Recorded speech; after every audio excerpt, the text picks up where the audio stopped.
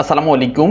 এই ভিডিওতে আমি এবিসি 3 শ্রেণীর লাইসেন্স প্রাপ্ত এক ভাইয়ের ভাইবা দেওয়ার অভিজ্ঞতা শেয়ার করব। ওনাকে প্রায় 20টির মতো কোশ্চেন করেছিল। প্রথমে সি শ্রেণীর প্রশ্ন থেকে শুরু করলো। 1 নম্বর প্রশ্ন, 3 গ্যাং সুইচ দেখিয়ে বলল এটা কি ও কিভাবে কানেকশন হবে। আমি বললাম ম্যাম কেবল কানেকশন করে দেখাবো। ম্যাম বলল কানেকশন সিস্টেম মুখে বলেন।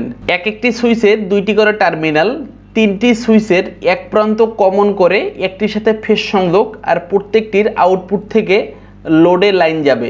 2 নম্বর 3 পিন পাওয়ার কম্বাইন্ড সকেট দেখিয়ে বলল এটার কানেকশন বলেন।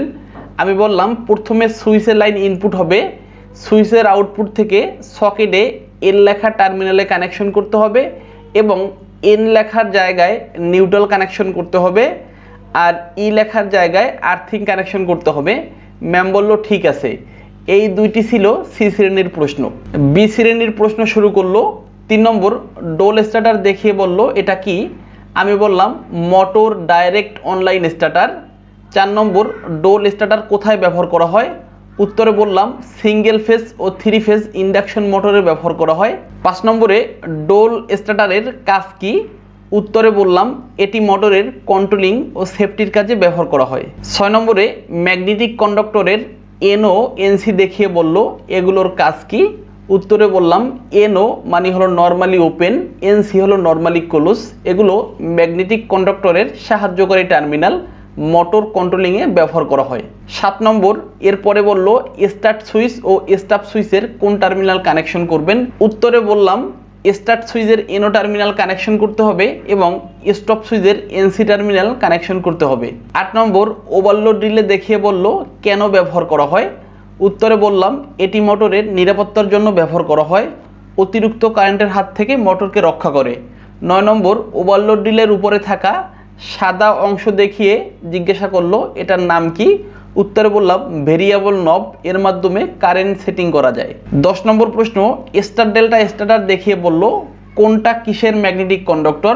আমি খেয়াল করে দেখলাম প্রথমে মেইন ম্যাগনেটিক কন্ডাক্টর, এরপরে ডেল্টার ম্যাগনেটিক কন্ডাক্টর এবং শেষে star magnetic conductor. 11 star delta starter থেকে বলল লাইন ইনকামিং হবে কোথায় এবং আউটগোয়িং কোথায়। আমি ম্যামকে দেখালাম সার্কিট ব্রেকারের নিচ থেকে লাইন মেইন ম্যাগনেটিক কন্ডাক্টরে ইনকামিং হবে এবং দেখালাম ওভারলোড রিলের নিচে কানেক্টরে 6টি কেবল ইনপুট করা। বললাম কানেক্টরের আউটপুটে মোটরের 6টি টার্মিনাল কানেকশন হবে। এরপরে এ শ্রেণীর কোশ্চেন করলো। 12 নম্বর ট্রান্সফরমার দেখিয়ে বলল এগুলোর নাম কি। উত্তর আমি বললাম বুশিং। ইনকামিং সাইডে থাকা বুশিংয়ের নাম হলো এইচটি বুশিং, আউটগোয়িং সাইডে এলটি বুশিং থাকে। 13 কোন পাশে কি কানেকশন করা হয়। বললাম এইচটি সাইডে ডেল্টা কানেকশন করা থাকে এবং এলটি সাইডে স্টার কানেকশন করা হয়। 14 এলটি সাইডে 4টি বুশিং কেন থাকে। উত্তরে এলটি সাইডে স্টার কানেকশন করা আর স্টারে নিউট্রাল থাকে, তাই 3টি ফেজ ও একটি নিউট্রাল, মোট 4টি কেবল থাকে। 15 কনজারভেটরের কাজ কি। উত্তর ট্রান্সফরমার হিট হলে অতিরিক্ত তেল এখানে চলে আসে, ঠান্ডা হলে আবার ট্যাঙ্কে চলে যায়। 16 এরপর ওভারহেড লাইনে ব্যবহৃত সকল ইনসুলেটরের নাম জিজ্ঞাসা করলো এবং বলল কোনটি কোথায় ব্যবহার করা হয় বলুন। আমার সবগুলো ইনসুলেটর সম্পর্কে ভালো ধারণা ছিল, তাই আমি ভালোভাবে এই প্রশ্নটার উত্তরও দিলাম। 17 নম্বর ড্রপ আউট ফিউজ কানেকশন করতে পারবেন। উত্তর বললাম জি ম্যাম পারবো। 18 এটা কি। উত্তর সিটি কারেন্ট ট্রান্সফরমার, এর গায়ে লেখা ছিল 440 ভোল্ট 200 এম্পিয়ার আর রেশিও 5। পরিশেষে ম্যাম বলল আপনি কি করেন। বললাম একটা প্রতিষ্ঠানে ইলেকট্রিশিয়ান হিসেবে কর্মরত আছি। এরপর ম্যাম বলল এবার আসতে পারেন। আমি সালাম দিয়ে চলে আসলাম। সন্ধ্যা 6টায় রেজাল্ট দেখলাম, আলহামদুলিল্লাহ এবিসি 3টাই পেয়েছি। মহান আল্লাহর কাছে লাখো কোটি শুকরিয়া। সকলে আমার জন্য দোয়া করবেন। পাম্প মোটরের সাথে এই ফ্লোট সুইচ ব্যবহার করলে বিদ্যুৎ বিল কম আসবে। কিরকম, অনেক সময় আমরা দেখতে পাই পানির ট্যাঙ্কি ফুল হয়ে পানি পড়তেছে, অর্থাৎ সুইচগুলো ম্যানুয়ালি অন অফ করা লাগতেছে।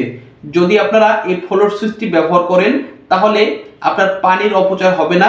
যখন ফ্লোট সুইচটি নিচের দিকে চলে আসবে তখন কিন্তু আপনার মোটরটি চলবে, আবার যখন ফ্লোট সুইচটি উপরের দিকে চলে যাবে তখন কিন্তু আপনার মোটরটি বন্ধ হয়ে যাবে। আসসালামু আলাইকুম। এই ভিডিওতে আমি ফ্লোট সুইচ সম্পর্কে আলোচনা করব। ফ্লোট সুইচ কিভাবে কাজ করে এবং কিভাবে মোটরের সাথে কানেকশন করবেন। আমরা ম্যাক্সিমাম সময় দেখে থাকি আমাদের বাসাবাড়ির ট্যাঙ্কিগুলো পানিতে ফুল হয়ে যাওয়ার পরে পানিগুলো পড়তে থাকে, এতে কিন্তু অনেক পানির অপচয় হয়। যদি আপনারা মোটরের ট্যাঙ্কিতে এই ফ্লোট সুইচটি ব্যবহার করেন তাহলে আপনাদের পানি আর অপচয় হবে না। ট্যাঙ্কিটি ভরে গেলেই মোটরটি অটোমেটিক বন্ধ হয়ে যাবে। এই ফ্লোট সুইচ এমন এক প্রকার সুইচ যা পানির ট্যাঙ্কির ভিতরে ভাসমান অবস্থায় থাকে। এই সুইচটি মূলত পানির ট্যাঙ্কির ভিতরে পানির পরিমাণের উপরে ভিত্তি করে মোটরকে চালু এবং বন্ধ করে থাকে। এই ফ্লোট সুইচের কেবলকে পানিতে ডুবিয়ে রাখার জন্য এই সুইচের সাথে এই ভারী একটি বস্তু ব্যবহার করা হয়। মূলত এই ফ্লোট সুইচের ভিতরে রয়েছে একটি মাইক্রো লিমিট সুইচ এবং একটি গোলাকার ধাতব বল। যখন ট্যাঙ্কিতে পানির লেভেল নিচে চলে যায় তখন এই ফ্লোট সুইচটি এরকম কন্ডিশনে চলে আসে, ফলে গোলাকার ধাতব বলটি লিভারে এসে চাপ দেয় এবং নর্মালি ওপেন কন্টাক্টগুলো ক্লোজ হয়ে যায়, ফলে মোটরটি চালু হয়ে যায়। আর যখন ট্যাঙ্কিটি পানিতে ভরে যায় তখন ফ্লোট সুইচটি উপরের দিকে চলে যায়, ফলে ধাতব বলটি নিচের দিকে চলে আসে, অর্থাৎ লিভার থেকে বলটি সরে যায়, ফলে এনসি টার্মিনাল এনও হয়ে যায় এবং মোটরটি বন্ধ হয়ে যায়। ফ্লোট সুইচ কানেকশন করার জন্য 3 রঙের কেবল রয়েছে, কালো, নীল এবং বাদামি। এর ভিতরে কালোটি হলো কমন কেবল এবং এই কালোর সাথে একটি হলো এনসি কন্ডিশনে, একটি হলো এনও কন্ডিশনে। এখন এখানে কিন্তু লেখা নাই কোনটি এনসি ও এনও, আমরা টেস্ট ল্যাম্প দিয়ে চেক করে দেখব। এখন ফ্লোট সুইচটি যে কন্ডিশনে আছে অর্থাৎ একদম ট্যাঙ্কির নিচের দিকে, এখন এই টার্মিনালগুলো কেমন আছে চেক করে দেখব। প্রথমে কালো এবং ব্রাউন কালারের সাথে টেস্ট ল্যাম্পটি ধরবো। এখানে কিন্তু টেস্ট ল্যাম্প জ্বলতেছে না, এটি নর্মালি ওপেন কন্ডিশনে রয়েছে এবং কালো এবং নীল কালারে যখন ধরতেছি তখন কিন্তু টেস্ট ল্যাম্পটি জ্বলতেছে, অর্থাৎ যখন ফ্লোট সুইচটি নিচের দিকে থাকবে মোটরটি চলবে, আর যখন ফ্লোট সুইচটি উপরের দিকে উঠে যাবে তখন কিন্তু মোটরটি বন্ধ হয়ে যাবে। আর যখন ফ্লোট সুইচটি এরকম নিচের দিকে চলে আসবে তখন মোটরটি আবার চালু হবে। তাহলে আমরা টেস্ট ল্যাম্পের মাধ্যমে চেক করে দেখলাম।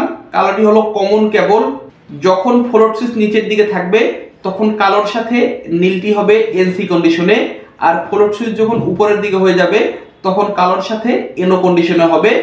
তাহলে কানেকশনের জন্য এই দুইটি কেবল ব্যবহার করব। এই ব্রাউন কালারের কেবলটি এখানে আমি ট্যাপিং করে রাখবো। ফ্লোট সুইচ কিভাবে মোটরের সাথে কানেকশন করবেন আপনাদের প্র্যাকটিক্যালি কাজ করে দেখাবো। সম্মানিত ভিউয়ার্স, আমি এখানে লোড হিসেবে একটি বাতি ব্যবহার করব। প্রথমে সার্কিট ব্রেকারের ইনপুটে ফেজ এবং নিউট্রাল কানেকশন করলাম। এখন এই ডিপি সার্কিট ব্রেকারের আউটপুট থেকে লাইন এই ম্যাগনেটিক কন্ডাক্টরে নিয়ে যাব। ম্যাগনেটিক কন্ডাক্টরে লাইন ইনপুট করা হয়েছে, এখন হোল্ডিং কয়েলের লাইন দিতে হবে। হোল্ডিং কয়েলের লাইন না দিলে এই ম্যাগনেটিক কন্ডাক্টর অন হবে না, এজন্য এই ফেজ থেকে একটি কেবল শর্ট করে এই ইয়নে লাইন দিয়ে দেব। এখানে কিন্তু মার্কিং করা আছে, কয়েলে 220 ভোল্টের সাপ্লাই দিতে হবে। ইয়নে ফেজ দিব এবং A2 নিউট্রাল সাপ্লাই করব। তাহলে ফেজ কেবল থেকে ছোট একটি কেবল শর্ট করে ইয়নে আমি লাইন দিয়ে দিয়েছি। এখন ফ্লোট সুইচ কানেকশন করব। ফ্লোট সুইচ কানেকশনের জন্য এই নিউট্রালের সাথে কমন কেবলটি কানেকশন করব, কালোটি, এবং নীল কেবলটি A2 কানেকশন করব। ম্যাগনেটিক কন্ডাক্টরটি অন হতে হোল্ডিং কয়েলে ফেজ এবং নিউট্রাল উভয় দেয়া লাগবে। নিউট্রালটি ফ্লোট সুইচের ভিতর দিয়ে কয়েলে সাপ্লাই হবে। ফ্লোট সুইচটি আমি নিউট্রাল কেবলের সাথে কানেকশন করলাম। হোল্ডিং কয়েলের লাইন যাবে ফ্লোট সুইচের ভিতর দিয়ে। এই ফ্লোট সুইচটি চাইলে আপনারা এই ফেজের সাথেও ব্যবহার করতে পারেন, তবে নিউট্রালের সাথে ব্যবহার করাটা একটু নিরাপদ।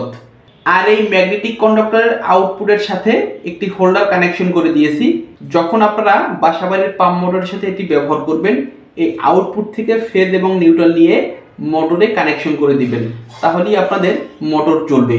বাসাবাড়ির পাম্প মোটরের সাথে এই ফ্লোট সুইচ ব্যবহার করলে আপনার পানির অপচয় কমে যাবে। অনেক সময় দেখা যায় ট্যাঙ্কি পানিতে ভরে গেছে, এরপরও মোটর চলতেছে, অর্থাৎ ম্যানুয়ালি আপনার সুইচ অন অফ করা লাগতেছে। এর ফলে কিন্তু বিদ্যুৎ বিলও অনেক বেড়ে যায়। যদি আপনারা মোটরের সাথে এই সুইচটি ব্যবহার করেন তাহলে পানির আর অপচয় হবে না। ট্যাঙ্কিটি ফুল হয়ে গেলে মোটরটি বন্ধ হয়ে যাবে, আবার যখন ট্যাঙ্কিটির পানি কমে যাবে তখন নিজে নিজে মোটরটি চালু হবে। প্লাগটি লাইনের সাথে কানেকশন করে দিয়েছি। এখন আমি সার্কিট ব্রেকারটি অন করলে এপাশে কিন্তু লাইন আসবে। আর ফ্লোট সুইচটি রয়েছে ট্যাঙ্কির নিচের দিকে, অর্থাৎ ট্যাঙ্কিতে পানি কম আছে। সার্কিট ব্রেকার অন করার সাথে সাথে কিন্তু এখন কিন্তু বাতিটি জ্বলতেছে, তাহলে আপনার মোটর চলবে। যখন আপনার ট্যাঙ্কিটি আস্তে আস্তে পানিতে ফুল হয়ে যাবে তখন কিন্তু এই ফ্লোট সুইচটি এরকম হয়ে যাবে, তাহলে কিন্তু বাতিটি বন্ধ হয়ে গেছে, অর্থাৎ মোটরটি আপনার বন্ধ হয়ে যাবে। আবার যখন আস্তে আস্তে আপনার ট্যাঙ্কির পানি কমে যাবে তখন ফ্লোট সুইচটি এরকম করতে করতে নিচের দিকে চলে আসবে, তাহলে কিন্তু আপনার মোটরটি আবার চলবে। যখন ফ্লোট সুইচটি উপরের দিকে থাকবে তখন মোটরটি অটোমেটিক বন্ধ হয়ে যাবে। আশা করি সহজেই আপনারা এই ফ্লোট সুইচ কানেকশন করতে পারবেন। আজ এ পর্যন্তই।